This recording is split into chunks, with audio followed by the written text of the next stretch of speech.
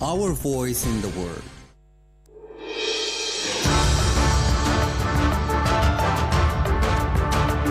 This is the English service of Radio Algeria International. It's time for the news. Algeria has called for the immediate implementation of the Security Council resolutions on a ceasefire in Gaza to allow the launch of a vaccination campaign against polio. The Commissioner General of the United Nations Relief and Works Agency for Palestine Refugees, UNRWA, Filippi Lazzarini, has expressed grave concerns about the worsening situation or humanitarian situation and crisis in Gaza and its impact on public health. And with much of the Sudan's health infrastructure collapsed or destroyed and staffing thinned by displacement, WHO said that some 200,000 people are at high risk of contracting cholera epidemic. Those were the headlines, and now the news in detail from Radio Algeria International. First, in our news, Algeria has called for the immediate implementation of the Security Council resolutions, including Resolution 2735 on a ceasefire in Gaza to allow the launch of a vaccination campaign against polio detected in the Palestinian enclave following the destruction of health infrastructure by the Zionist entity bombardments. Jamal Silmani has more details in this report. The permanent representative of Algeria to the United Nations, Ambassador Ammar Benjama, said at the meeting of the UN Security Council devoted to the situation in the Middle East, including the Palestinian question, that the number of victims of the Zionist aggression in Gaza risks exploding rapidly, not only because of the deterioration of the situation, but also because of the imminent risk of a polio epidemic. He added that the health system in Gaza has collapsed because the Zionist forces' deliberate targeting of hospitals and medical personnel, causing polio to become a looming spectre. And while we continue our support to the effort of the mediators, Qatar, Egypt, and the United States, to reach a deal, but rapidly. The Israeli occupying power continue to ignore international calls, including Security Council resolution decision, including ICG order. Mr. Benjama underlined that 20 of the 36 hospitals in Gaza are no longer functioning, adding that an effective response to this threat is virtually impossible. What is needed is a real cessation of hostilities for this campaign to be successful. Mr. Benjama urged, echoing WHO and UNICEF's call in favor of a humanitarian pause to allow this vaccination campaign. Deploring the lack of progress in attempts to stop the Zionist aggression in Gaza, the Algerian representative recalled that the Security Council Resolution 2735 was crystal clear. It guarantees a definitive cessation of hostilities, the complete withdrawal of the Israeli occupation forces from Gaza, and the release of all prisoners. This resolution must be implemented immediately. The Zionist entity refuses the creation of the Palestinian state, appropriates Palestinian land, expands settlements, and at regular intervals storms the Al-Aqsa Mosque.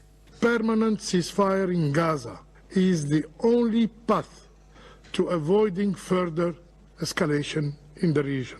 Algeria demands the immediate and effective implementation of Security Council resolutions, including Resolution 2735.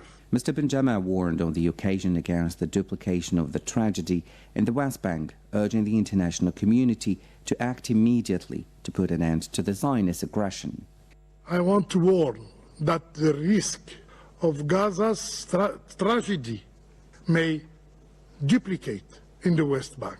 The international community cannot remain silent. Last Friday, UN Secretary-General Antonio Guterres called for a humanitarian pause in Gaza so that a polio vaccination campaign could be carried out in the Palestinian enclave.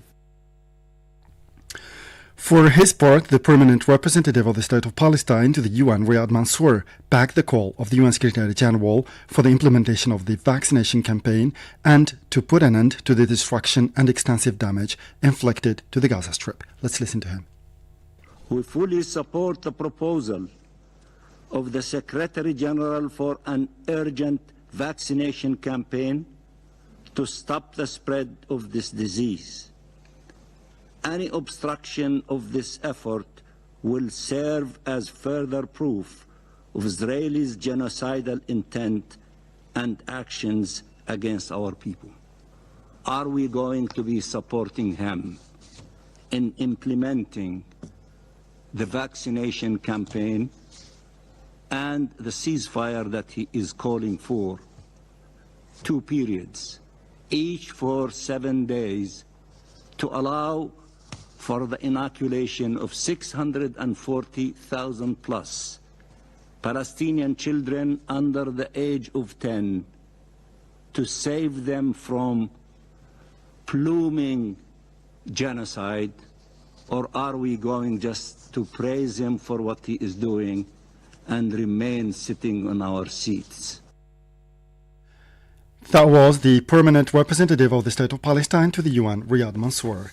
Briefing UN Security Council members on the situation in Gaza, the Special Coordinator for the Middle East Peace Process, Tor Wensland, said a ceasefire and hostage release deal in Gaza is imperative now for regional peace and security. Let's listen to Wensland.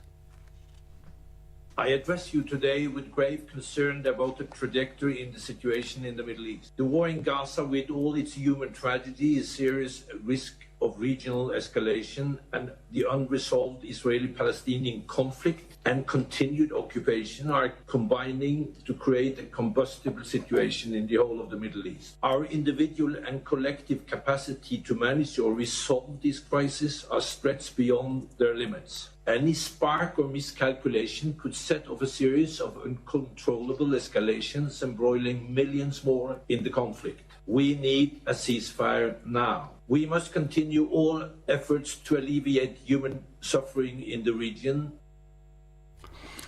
The United Nations Security Council meeting on Thursday heard urgent calls for a ceasefire in Gaza, as well as reports about the worsening humanitarian crisis, including the polio outbreak. And the Commissioner General of the United Nations Relief and Works Agency for Palestine Refugees, UNRWA, Filippo Lazzarini, has expressed grave concerns about the worsening humanitarian situation in Gaza and its impact on public health. In a statement on his X platform, Lazzarini stressed that delays in achieving a humanitarian ceasefire in Gaza could exacerbate the spread of polio, citing the World Health Organization's confirmation of a 10-month-old infant in Gaza who has been paralyzed by polio, making the first such case in the region in over 25 years. Lazzarini stressed that bringing vaccines to Gaza is insufficient to have an impact. The vaccines must end up in the mouths of every child under the age of 10, said the UN official. He noted that UNRWA's medical teams will distribute vaccines through their clinics and mobile health teams across the Gaza Strip. Meanwhile, several Palestinians were killed and others injured due to the Israeli airstrikes and artillery shelling targeting various areas of the Gaza Strip. On the 322nd day of the ongoing Israeli aggression against Gaza, health sources reported the killing of a civilian following an Israeli artillery attack north of the Nusayrat refugee camp. Additionally, a child was injured by Israeli forces' gunfire in Dar al-Balah in central Gaza. Thus, the ongoing Israeli aggression on Gaza since October 2023 has so far resulted in 40,265 documented Palestinian fatalities, with over 93,144 others injured. Thousands of victims are feared trapped under the rubble, inaccessible to emergency and civil defense teams due to Israeli attacks. This came as the Israeli occupation authorities have released more than 40 Palestinian prisoners from the occupied West Bank who completed their sentences, including a number of administrative detainees held without charges or trial. The United Nations Committee responsible for combating racism has slammed the United Kingdom over continuing hate crimes, hate speech, and xenophobic incidents following riots fueled by hate and misinformation that gripped the country this summer. The UN Committee on the Elimination of Racial Discrimination said on Friday it was concerned by the presence of racist speech on various platforms, particularly where perpetuated by politicians and public figures. It said in a statement that it was particularly concerned about recurring racist acts and violence against ethnic and ethno-religious minorities, migrants, refugees and asylum seekers by extremist far-right and white supremacist individuals and groups, including the violence that took place in July and August. Riots and unrest fueled by xenophobia and misinformation surrounding the tragic killing of 3 girls and a stabbing incident swept across the country in more than a week of violence that saw about 600 people arrested. Shifting to Africa now, for the second consecutive year, Sudan is in the grip of a cholera outbreak that has left at least 280 or 28 people dead in the past month as rain falls in areas crammed with those fleeing the country's 16-month-old war. Since July 22, when the current wave began, 658 cases of cholera have been reported or recorded across 5 states, World Health Organization WHO Country Director Shibley Shebani told the press. With much of the country's health infrastructure collapsed or destroyed and staffing thinned by displacement, 4.3% of cases have resulted in deaths, a high rate compared to other outbreaks. WHO official added that some 200,000 people are at high risk of falling sick. The war between the army and the paramilitary Rapid Support Forces, RSF, has created one of the world's largest humanitarian crises and displaced more than 10 million people inside Sudan and beyond its borders. The country is dealing with a total of 5 concurrent disease outbreaks, including dengue, fever, and measles. The RSF has advanced across swaths of Sudan where people have been cut off from aid as the army has withheld access, and RSF soldiers loot supplies and hospitals. Efforts to deliver aid to the western region of Darfur have been complicated by rains. And to the United States now, where Vice President Kamala Harris has accepted the Democratic nomination at the 4th and final night of the convention. Less than 5 weeks ago, she was the running mate, second tier of the Democratic presidential ticket.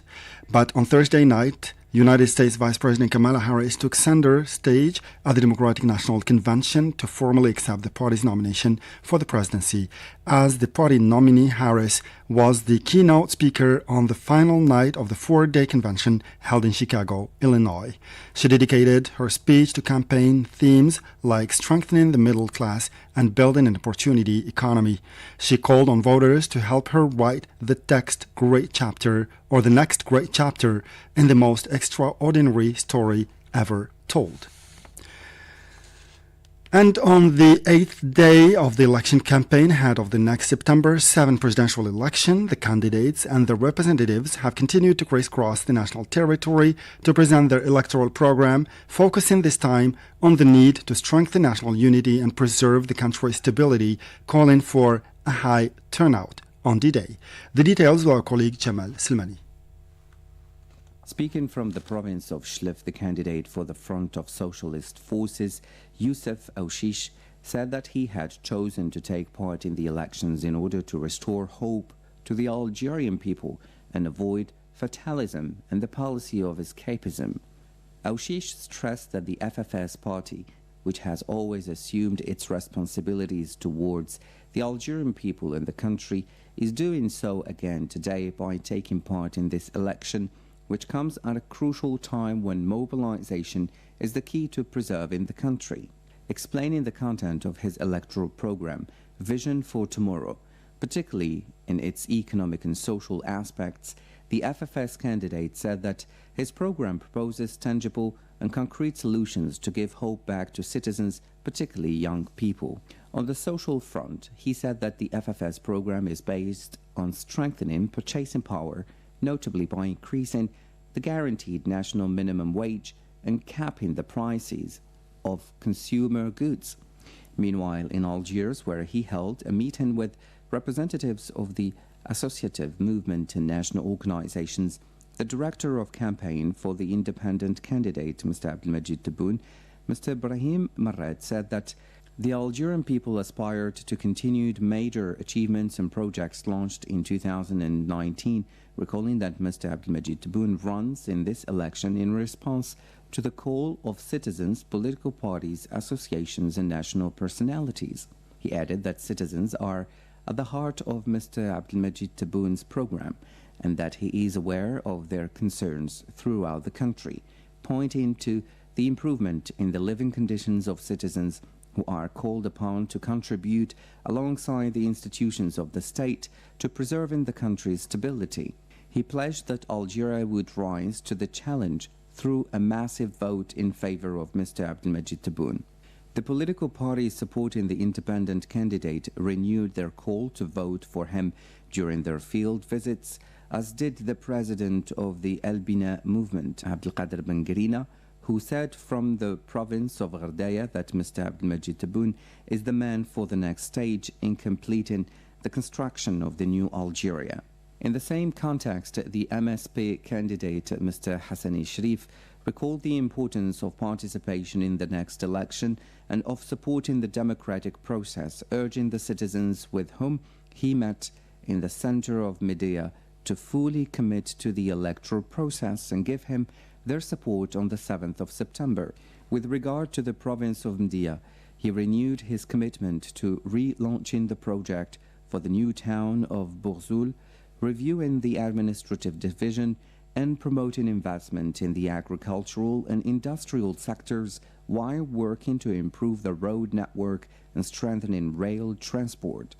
Mr. Hassani Sharif also stressed the importance of transparency and integrity in management, encouraging local elected representatives to propose projects that meet the aspirations of the region's population.